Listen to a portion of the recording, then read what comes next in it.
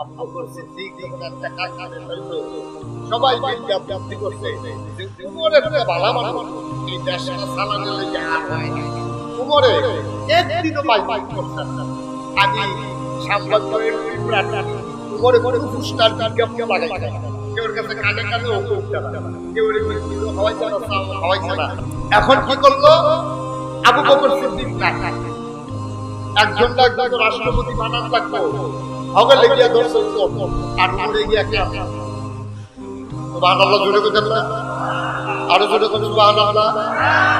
সবাই গিয়ে ধরছে উমরে, আপনাকে বলি বলবেন উমরে সিল্লাত আপনি এখন সব লাইক লাইক করে না, উমরে কইছে উমরের মা উমরের দুটি জন্ম না দিতে, উমরের মা উমর দুটি জন্ম না দিতে, তাইলে কতই না ভালো ছিল। উমরে আর খলিফা হওয়া লাগতো না। উমরের মা উমরকে জন্ম দেওয়ার কারণে আজকে ইসলামের দ্বিতীয় খলিফা হওয়া লাগতেছে।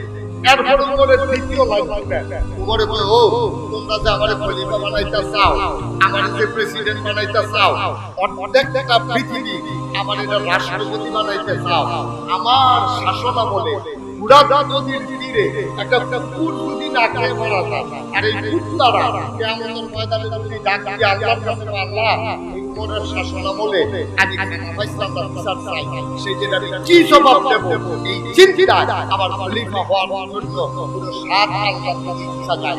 সুবহানাল্লাহ বলেন না।